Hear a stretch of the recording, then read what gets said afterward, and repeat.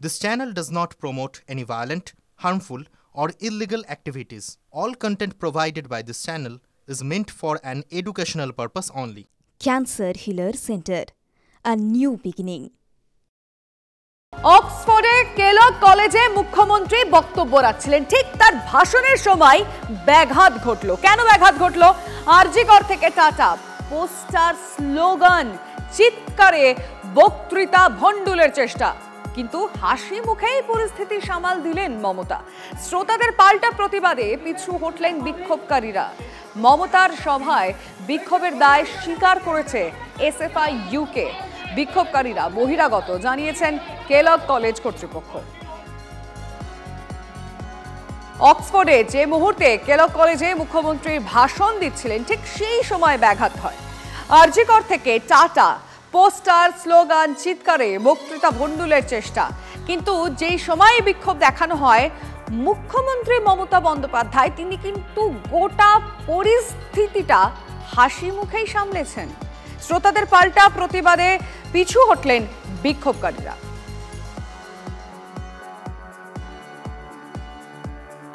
অক্সফোর্ডের ভাষণে তাল কাটল মুখ্যমন্ত্রী। আরজিকর কাণ্ড নিয়ে অক্সফোর্ড বিশ্ববিদ্যালয়ের প্রশ্নের মুখে মুখ্যমন্ত্রী, এটা বিচারাধীন বিষয়, রাজনীতিকরণের চেষ্টা করবেন না, মন্তব্য করেছেন মমতা বন্দ্যোপাধ্যায়।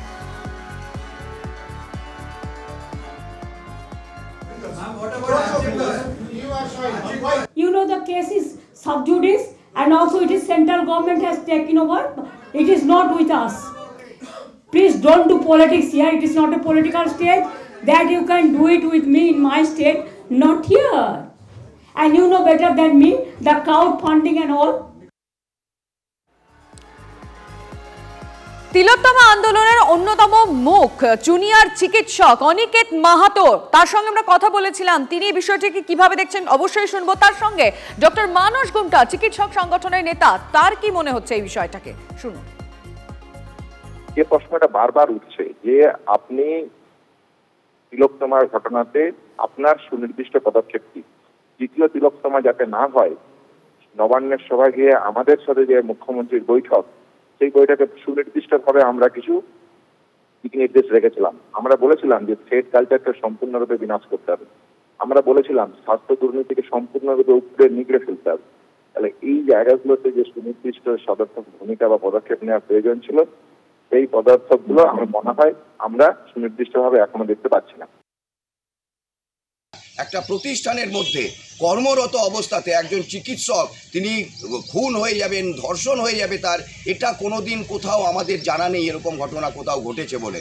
বারবার অভিযোগ উঠেছে আমাদের রাজ্যের প্রশাসনের বিরুদ্ধে, রাজ্যের সরকারের বিরুদ্ধে, যে তথ্য প্রমাণ লোপাট করে ঘটনাকে ধামাচাপা দেওয়ার চেষ্টা চলেছে একই সাথে, এবং অপরাধীদের আড়াল করার চেষ্টা চলেছে। আমার প্রশাসকরা, আমার রাজ্যের প্রশাসকরা দেশের পৃথিবীর যেখানেই যাবেন সেখানেই এই ঘটনার মুখোমুখি হতে হবে, এই ধরনের প্রতিবাদের মুখোমুখি হতে হবে। ফলে এটা নতুন কিছু নয়। অক্সফোর্ডে মুখ্যমন্ত্রীর ভাষণের সময় গন্ডগোলের দায় স্বীকার এসএফআই ইউকের। এক্স মাধ্যমে পোস্ট করে তীব্র আক্রমণ কুণাল ঘোষের। বিক্ষোভকারীরা দেশ বাংলার সম্মান ভাবে না, কটাক্ষ কুণালের। সকলের বাধায় লেজ তুলে পালিয়েছে, বাঁদরামিটা এদের সংস্কৃতি, তো কুণাল ঘোষের এক্স হ্যান্ডেলে সেই পোস্ট আমরা আপনাদেরকে দেখাচ্ছি। অক্সফোর্ডে মুখ্যমন্ত্রীর ভাষণের সময় এসএফআই ইউকে গন্ডগোলের দায় স্বীকার করে নিয়েছে এবং এক্স মাধ্যমে পোস্ট করে তীব্র আক্রমণ করেছেন কুণাল ঘোষ। বিক্ষোভকারীরা দেশ বাংলার সম্মান নিয়ে ভাবে না, কটাক্ষ কুণালের।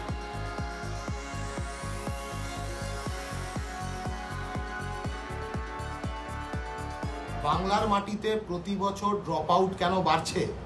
লেখাপড়ার অধিকার কেন নেই? মত প্রকাশের অধিকার কেন নেই? নিরাপত্তার অধিকার কেন নেই? অভয়া কেন এখনো পর্যন্ত বিচার পেল না? কেন বাংলার ক্যাম্পাসে ছাত্র সংসদ নির্বাচন বন্ধ? এই প্রশ্নগুলো উনি যেখানে যাবেন, এসএফআই সেখানে পৌঁছে যাবে এই প্রশ্নগুলো নিয়ে ওনার মুখোমুখি দাঁড়াতে। হয় উনি পালাবেন, নয় উনি উত্তর দেবেন। নিস্তার কোথাও নেই। প্রশ্নের মুখোমুখি মমতা ব্যানার্জিকে হতে হবেই, যতদিন না পশ্চিমবাংলার মাটিতে ছাত্রছাত্রীদের অধিকার পুনঃপ্রতিষ্ঠা করা যাচ্ছে। যখন গোটা দেশকে অসম্মানিত করছেন মুখ্যমন্ত্রী, স্বাধীনতা সংগ্রামীদের অসম্মানিত করছেন, 190 বছরের পরাধীনতাকে যিনি আবেগে আপ্লুত হয়ে ঐতিহ্য বলে মনে করেন তার বিরুদ্ধে মুখোমুখি দাঁড়াবে এসএফআই, এটাই এসএফআই। এবং আমি মনে করি স্যালিউট জানানো উচিত, মুখ্যমন্ত্রী সেই ধক হবে না, আমি এসএফআইকে স্যালিউট জানাই। ওরা ছাত্রকর্মী, ওরা নিজেদের প্রজন্মের হক বুঝে নেবে, ও মোদী সরকারই হোক আর মমতাই হোক। অক্সফোর্ডের অনুষ্ঠানে আরজি কর কাণ্ডে প্রশ্নের মুখে মুখ্যমন্ত্রী, কটাক্ষ দিলীপ ঘোষের। আমি আগেই বলেছিলাম যে যাচ্ছেন বিদেশ ভালো, কিন্তু আরজি কর নিয়ে প্রশ্ন করলে কি উত্তর দেবেন ঠিক করে যান, কারণ ওনার কাছে প্রশ্নের উত্তর নাই। তো লেনা কো দেনা পড় গিয়া, গেলেন কিছু করতে, এলেন ব্রিটিশদের এত প্রশংসা করলেন, কিছু কোনো লাভ হলো না। উনি ভাবছেন যে ব্রিটিশদের প্রশংসা করলে বোধহয় এখানে ইনভেস্টমেন্ট চলে আসবে, অনেক টাকা আসবে, কিছুই না। তাদেরই হাঁড়ি মানে কি ভাতের হাঁড়িতে ভাত নেই, ভাঁড়ে মা ভবানী, তারা পশ্চিমবাংলায় কি ইনভেস্ট করবে। আজ ফের কলকাতা হাইকোর্টে তিলোত্তমা মামলা শুনানি রয়েছে। আরজি কর মামলায় গত সোমবারই একগুচ্ছ প্রশ্নের মুখে পড়েছিল সিবিআই। তদন্ত কোন জায়গায় দাঁড়িয়ে তা নিয়ে প্রশ্ন তুলেছিলেন বিচারপতি। কেস ডায়েরি জমা দেওয়ার নির্দেশ দিয়েছিল আদালত। আজ কলকাতা হাইকোর্টে কেস ডায়েরি জমা দেবে সিবিআই। গণধর্ষণ নাকি শুধু একজন অপরাধ করেছে? সাজাপ্রাপ্ত ব্যক্তি কি একমাত্র অভিযুক্ত নাকি আর কেউ আছে? কোন কোন ধারায় চার্জ গঠন করা হয়েছে প্রশ্ন করেছিলেন বিচারপতি তীর্থঙ্কর ঘোষ। গণধর্ষণ নাকি প্রমাণ নষ্ট? তদন্তে কি পেয়েছে সিবিআই? গণধর্ষণ হলে সন্দেহভাজন কারা? সিবিআইকে প্রশ্ন বিচারপতি তীর্থঙ্কর ঘোষের। পরে আর কি তদন্ত করলেন? একটা চার্জশিটের পর আর চার্জশিট দেয়নি সিবিআই। রিপোর্ট দরকার নেই, দরকার কেস ডায়েরির, মন্তব্য করেছিলেন বিচারপতি তীর্থঙ্কর ঘোষ। মুখ্যমন্ত্রীর বক্তব্যের মধ্যে সিঙ্গুর প্রসঙ্গ নিয়ে প্রশ্ন তোলেন দর্শকরা। বাংলা থেকে টাটা ছেড়ে চলে গেছে অভিযোগ দর্শকদের, এবং বিনিয়োগ নিয়ে বক্তব্যের মধ্যেই পরপর প্রশ্ন মমতাকে। হাসি মুখেই উত্তর দিলেন মুখ্যমন্ত্রী। রাজারহাট ও খড়গপুরে ইতিমধ্যেই টাটার প্রজেক্ট হয়েছে।